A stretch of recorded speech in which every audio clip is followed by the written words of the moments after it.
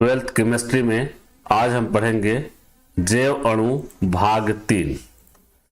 Protein की संरचना देखेंगे, प्रोटीन क्या है, फिर रेशेदार प्रोटीन, गोलिकाकार प्रोटीन, प्रोटीन का विकृतीकरण, अंडे को उबालने पर उसमें उपस्थित जल कहाँ चला जाता है, डीएनए और आरएनए में अंतर जो कि न्यूक्लिक अम्ल के अंतर्गत आता है, न्यूक्लिक अम्ल के कार्य, ये सब के बारे में आज हम पढ़ेंगे। तो सबसे पहले प्रोटीन। प्रोटीन किसको बोलते हैं?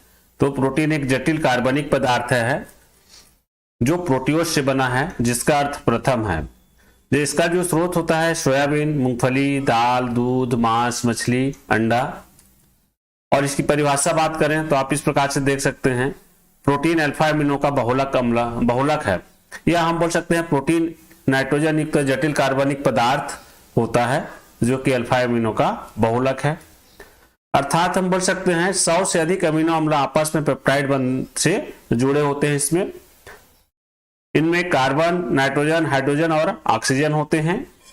प्रोटीन के कार्य शरीर के टूटी फूटी कोशिकाओं के मरम्मत में, दूसरा एंजाइम के निर्माण में, तीसरा मांसपेशियों में ऑक्सीजन के संचय में, और चौथा मांसपेशियों के संचालन में। फिर है कार्बोहाइड्रेट और वसा की अनुपस्थिति में ऊर्जा उत्पन्न करने में। जब कार्बोहाइड्रेट और वसा कमी हो जाती है तो प्रोटीन के द्वारा हमको ऊर्जा मिलती है। प्रोटीन का वर्गीकरण तो दो प्रकार से बांटा गया है, पहला रेशेदार प्रोटीन और दूसरा गोलिकाकार प्रोटीन। ये प्रोटीन में अंतर भी पूछा जाता है परीक्षा में। तो रेशेदार प्रोटीन का देखते हैं, ये रेखीय संरचना होती है इसकी। गोलिकाकार प्रोटीन की कुंडली संरचना होती है, नाम से पता चल रहा है गोलाकार का है ना, और रेशेदार मतलब रेशे आकार का। रेखीय रेशेदार प्रोटीन जल में अविलेय है, अघुलनशील है, और गोलिकाकार प्रोटीन जल में घुल जाती है। रेशेदार प्रोटीन प्रबल क्षार में घुलती है, विलेय है। गोलिकाकार प्रोटीन तनु क्षार में विलेय है। रेशेदार प्रोटीन ताप से अपरिवर्तित रहती है, इस पे कोई प्रभाव नहीं पड़ता ताप का, लेकिन गोलिकाकार प्रोटीन ताप से प्रभावित हो जाती है, इसमें मान जो है परिवर्तित होता है। आगे हम उदाहरण में देखेंगे, जैसे रेशेदार प्रोटीन का उदाहरण है किरेटिन। किरेटिन बाल और ऊन में पाया जाता है। मायोसिन मांसपेशियों में पाया जाता है। और गोलिकाकार प्रोटीन का उदाहरण है इंसुलिन, एल्बुमिन। इंसुलिन हार्मोन हमारे अग्नाशय से जो स्रावित होता है। एल्बुमिन अंडे के जो सफेदी वाला भाग है। प्रोटीन की संरचना तो 4 प्रकार की संरचना होती है। संरचना से भी प्रश्न पूछे जाते हैं, प्राथमिक संरचना, द्वितीयक संरचना, तृतीयक संरचना और चतुर्थक संरचना। पहला है प्राथमिक संरचना। तो एमिनो अम्ल के विशिष्ट क्रम से जुड़ने पर जो पॉलीपेप्टाइड श्रृंखला प्राप्त होती है प्राथमिक संरचना होती है। विशिष्ट क्रम में जुड़े रहते हैं। देखिए इस प्रकार से एक रेखीय संरचना ये जो है जुड़ा होता है। द्वितीयक संरचना, जब प्राथमिक संरचना विशेष आकृति लिए होती है, जो प्राथमिक संरचना की बात की है उसे द्वितीयक संरचना बोलते हैं। तो द्वितीयक संरचना को 2 भागों में बांटा गया है। पहला अल्फा हेलिक्स है और दूसरा बीटा प्लेटेड शीट संरचना। तो अल्फा हेलिक्स सर्पिलाकार होती है। इसकी आकृति को दक्षिणावर्ती पेच के समान माना जाता है और इसमें अनेक हाइड्रोजन बंध होते हैं जो कि बाल और ऊन में पाए जाते हैं। दूसरा बीटा प्लेटेड संरचना, इसमें पॉलीपेप्टाइड की श्रृंखला एक दूसरे के पार्श्व में स्थित होते हैं। ये श्रृंखलाएं अधिकतम विस्तारित और खिंची होती है, जैसे रेशम में मिलता है। और इस संरचना का चित्र आप देख सकते हैं। अल्फा हेलिक्स है ना, कुंडली के अनुसार इस प्रकार से कुंडलित होता है।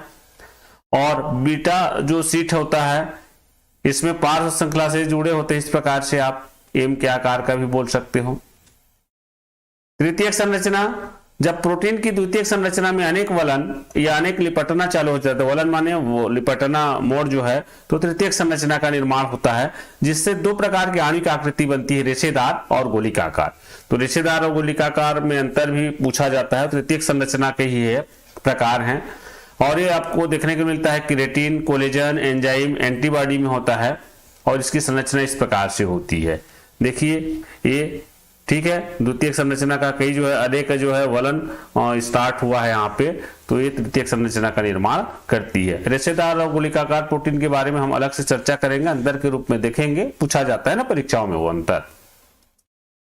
प्रोटीन का चतुष्क संरचना या चतुर्थक संरचना त्रिविमीय होता है। इसमें असंख्य वलन होते हैं और इनकी संरचना को उलझे हुए धागे के समान माना जा सकता है। और पॉलीपेप्टाइड की श्रृंखला में निम्न बंध या बल पाए जाते हैं, जिसमें हाइड्रोजन बंध, डाइसल्फाइड बंध, वंडरवाल बल, स्थिर वैद्युत आकर्षण बल, ये सभी पॉलीपेप्टाइड श्रृंखला में पाए जाते हैं। और ये संरचना आप देख रहे हो उलझे हुए पूरा दिख रहा है ना, धागे की संरचना के समान जो है एक दूसरे से फंसे होते हैं। फिर प्रोटीन की कमी से होने वाले रोग, वासियरकर, मरास्मस, एनीमिया, जो कि हीमोग्लोबिन प्रोटीन की कमी से एनीमिया होती है, तो प्रोटीन की कमी से होने वाला रोग के नाम आपको याद होना चाहिए। और प्रोटीन का उपयोग कहाँ कहाँ होता है, तो आहार के रूप में, जो कि मांस, दाल, अंडा, सोयाबीन, दूध से मिलती है, हमको प्रोटीन मिलती है। हार्मोन, तो हार्मोन जो है टेस्टोस्टेरोन, प्रोजेस्टेरॉन हार्मोन प्रोटीन ही है ना, इंसुलिन है। फिर एंजाइम में समस्त एंजाइम प्रोटीन होते हैं। औषधियों में, फिर चमड़ा उद्योग में टैनिंग के रूप में कुछ प्रोटीन के नाम और कार्य हैं आपको याद होना चाहिए। जैसे हीमोग्लोबिन है, ये रक्त में पाया जाता है, आप लोग जानते हो, और ऑक्सीजन से मिलकर ऑक्सी हीमोग्लोबिन बनाता है, जो फेफड़ों के विभिन्न ऊतकों और ऑक्सीजन का संवहन करता है। मायोसिन मांसपेशियों के संचालन में सहायक होता है। तीसरा प्रोटीन फाइब्रिनोजेन है, जो कि रक्त के थक्का बनाने में मदद करता है, सहायक होता है। खून का जो थक्का बनता है अर्थात खून बहना रुकता है, फाइब्रिनोजेन के कारण होता है। पेप्सिन है, भोजन के पाचन में सहायक होता है। प्रोटीन का विकृतीकरण किसे कहते हैं, पूछा जाता है भी। तो प्रोटीन को गर्म करने पर या अम्ल या क्षार से विकृत करने पर उसका जैव सक्रियता नष्ट हो जाता है, प्रोटीन का विकृतीकरण कहलाता है। कहने मतलब प्रोटीन को गर्म करें या अम्ल या क्षार में विकृत कर दें तो उसकी जो जैव सक्रियता है नष्ट हो जाती है, उसी को हम प्रोटीन का विकृतीकरण कहते हैं। उदाहरण है, अंडे को उबालने पर अंडे के प्रोटीन अर्थात सफेद भाग, जिसको हम एल्बुमिन बोलते हैं, स्कंदित हो जाता है ना। आप देखते हो अंडे को उबालते हो, जो पानी रहता है, कच्चा फोड़ोगे पानी निकलेगा, उबालोगे तो स्कंदित हो जाता है। पानी कहाँ चला जाता है, प्रश्न है, उससे बता दूंगा। दूसरा है दही का जमना, तो इसी से संबंधित प्रश्न, अंडे को उबालने पर उसमें उपस्थित जल कहाँ चला जाता है, तो उबालने पर अंडे में उपस्थित प्रोटीनों का पहले विकृतीकरण हो जाता है। आपने पढ़े ना, गर्म करने पर विकृतीकरण हो जाता है, जैव सक्रियता नष्ट हो जाती है, फिर स्कंदन हो जाता है। इन स्कंदित प्रोटीनों द्वारा जल अवशोषित या अधिशोषित हो जाती है। न्यूक्लिक अम्ल आप देखते हैं, कोशिकाओं में पाए जाने वाले अम्ल को न्यूक्लिक अम्ल कहते हैं, ये भी पूछा जाता है, इनके कार्य पूछे जाते हैं। या आप बोल सकते हैं वे जैव अणु जो क्रोमोसोम में प्रोटीन के साथ उपस्थित होते हैं, इनकी संरचनात्मक इकाई न्यूक्लियोटाइड होती है। और न्यूक्लिक अम्ल दो प्रकार के होते हैं, पहला राइबोज न्यूक्लिक अम्ल जिसको आरएनए बोला जाता है, और दूसरा डीएनए जिसको डीऑक्सी राइबोज न्यूक्लिक अम्ल कहा जाता है। ए का मतलब एसिड भी लिख सकते हो आप। न्यूक्लिक अम्ल का संगठन की बात करें तो न्यूक्लिक अम्ल के पूर्ण जल अपघटन से जो पदार्थ बनते हैं इस प्रकार से है।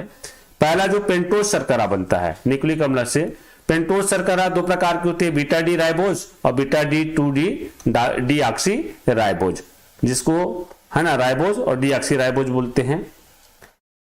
फिर नाइट्रोजनी क्षार दो प्रकार का होता है, प्यूरिन और पिरामिडिन। तो प्यूरिन में दो प्रकार के होते हैं, एडेनिन और ग्वानिन होते हैं, और जबकि पिरामिडिन तीन प्रकार के होते हैं, साइटोसिन, थाइमिन और यूरेसिल। फास्फोरिक अम्ल है तीसरा, तो न्यूक्लिक अम्ल के जल अपघटन से ये पदार्थ बनते हैं, पेंटोज शर्करा, नाइट्रोजनी क्षार, फास्फोरिक अम्ल। जब हम डीएनए आरएनए की बात करेंगे तो ये जो यूरेसिल है डीएनए आरएनए को अंतर करता है, थाइमिन और यूरेसिल। डीएनए में थाइमिन पाया जाएगा और आरएनए में यूरेसिल पाया जाएगा, बाकी ये तीनों चीज रहते हैं, एडेनिन, ग्वानिन और साइटोसिन दोनों में रहेंगे डीएनए और आरएनए में। न्यूक्लिक अम्ल की संरचना, तो शर्करा और क्षार मिलकर न्यूक्लियोसाइड का निर्माण करते हैं। शर्करा के 5 कार्बन के से क्षार जुड़ता है, न्यूक्लियोसाइड और फास्फोरिक अम्ल मिलकर न्यूक्लियोटाइड बनते हैं। बहुत सारे न्यूक्लियोटाइड पॉलीन्यूक्लियोटाइड बनाते हैं, जिनको हम न्यूक्लिक अम्ल भी कहते हैं। दो न्यूक्लियोटाइड जिस बंध से जुड़े होते हैं उसे फास्फोडाइएस्टर बंध कहते हैं, और यह बंध शर्करा के 3 और 5 कार्बन के मध्य बनता है। और इन सब की बात की मैंने सारांश निकाला है, इन सब को हम याद करना चाहें शार्ट रूप में तो आप इस प्रकार से कर सकते हो। शर्करा और नाइट्रोजन क्षार, शर्करा और नाइट्रोजन क्षार जो उसको पेंटोज शर्करा भी बोलते हैं ना, मिल करके न्यूक्लियोसाइड बनाता है। ठीक है, न्यूक्लियोसाइड क्या है, शर्करा और नाइट्रोजन क्षार का मिश्रण है, आप याद रखेंगे।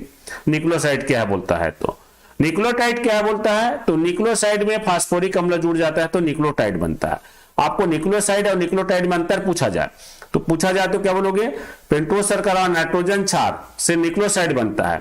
और न्यूक्लियोटाइड बोलना चाहे तो आप दो तरीका से बोल सकते हैं, पहला तो शर्करा नाइट्रोजन था क्षार और फास्फोरिक अम्ल मिलकर के न्यूक्लियोटाइड बनाते हैं, या फिर न्यूक्लियोसाइड में और फास्फोरिक अम्ल के मिश्रण को न्यूक्लियोटाइड कहते हैं, दोनों मिलते हैं। तो अब जब न्यूक्लियोटाइड से बहुत सारे न्यूक्लियोटाइड आपस में मिलेंगे तो पॉलीन्यूक्लियोटाइड बनता है, उसको न्यूक्लिक अम्ल कहते हैं। डीएनए की संरचना की बात करें, वाटसन क्रिक मॉडल है, परीक्षा में पूछा जाता है। वाटसन क्रिक मॉडल डीएनए की संरचना इस प्रकार से डबल हेलिक्स होता है ना, तो ये चित्र है, आपको बनाना होगा इस प्रकार से। देखिए ग्वानिन साइटोसिन ट्रिपल बंड, एडेनिन थाइमिन में डबल बंड है ना, और इधर आपको वही सब देखने के लिए मिलेगा क्रमशः अल्टरनेट में। तो डीएनए की संरचना द्विकुंडलित होती है जिसको डबल हेलिक्स बोलते हैं। इसमें पॉलीन्यूक्लियोटाइड की दो श्रृंखला होती है जिन्हें रज्जुक कहते हैं, दो श्रृंखला है, और दोनों रज्जुक एक दूसरे से हाइड्रोजन बंध द्वारा जुड़े होते हैं। एक रज्जुक पर लगे प्यूरिन क्षार दूसरे रज्जुक पर लगे पेरिमिडिन क्षारों के ठीक सामने होते हैं, और यहाँ एटी के साथ द्वि हाइड्रोजन बंध द्वारा आईएक्स के साथ 3 हाइड्रोजन बंध जुड़े होते हैं। ये एटी है ना, यहाँ पे ये जो है मैं चेंज नहीं कर पाया, ये जीसी होगा, ग्वानिन और साइटोसिन होगा। क्षार युग्म में विशिष्टता के आधार पर एक रज्जुक पर लगे क्षारों का क्रम दूसरे रज्जुक पर लगे क्षारों के क्रम को निर्धारित करता है। अतः हम कह सकते हैं कि दोनों रज्जुक एक दूसरे के समान तो नहीं होते परंतु एक दूसरे के पूरक होते हैं। और ये जो मॉडल दिया गया है, चित्र दिया गया है वाटसन एवं क्रिक के द्वारा, तो इसको वाटसन क्रिक मॉडल कहा जाता है। लिखा नहीं हूं मैं, आप नोट कर लीजिएंगे।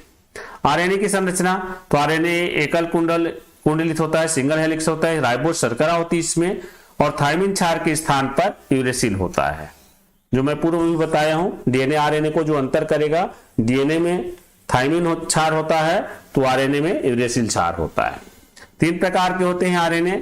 पहला मैसेंजर आरएनए, पूछा जाता है इनके कार्य को भी, है ना, तो राइबोसोम में प्रोटीन संश्लेषण का संदेश पहुंचाता है। राइबोसोमल आरएनए प्रोटीन संश्लेषण के दौरान मैसेंजर आरएनए से संलग्न हो जाता है, उसको कॉपी करता है, और ट्रांसफर आरएनए राइबोसोम में मैसेंजर आरएनए के संदेश पढ़कर एमिनो अम्ल को उपयुक्त स्थान में पहुंचाता है। अब न्यूक्लिक अम्ल का जैविक महत्व कार्य, तो आनुवंशिक गुणों को एक पीढ़ी से दूसरे पीढ़ी में पहुंचाने में, जीवों के विभिन्न प्रजातियों की पहचान में, डीएनए में स्वप्रतिकरण का गुण पाया जाता है, आरएनए में प्रोटीन संश्लेषण का कार्य करता है। तो ये जो न्यूक्लिक अम्ल के प्रमुख कार्य हैं आपको याद होना चाहिए। डीएनए आरएनए में अंतर, ये भी पूछा जाता है। तो डीएनए और आरएनए हम लेते हैं, तो डीएनए में 2 रज्जुक द्विकुंडलित अवस्था होती है, जबकि आरएनए में 1 रज्जुक कुंडलित अवस्था होती है। डीएनए का पूरा नाम डीऑक्सीराइबोज शर्करा है, इसमें डीऑक्सीराइबोज शर्करा होती है और इसमें केवल राइबोज शर्करा होती है। डीएनए में एडेनोसिन, साइटोसिन, ग्वानिन और थाइमिन होता है, जबकि आरएनए में देखेंगे इस थाइमिन के जगह में यूरेसिल हो जाएगा। ये देखिए ACG U हो गया, U अंतर आया। डीएनए आनुवंशिक गुणों को एक पीढ़ी से दूसरे पीढ़ी में पहुंचाता है, आरएनए प्रोटीन संश्लेषण का कार्य करता है।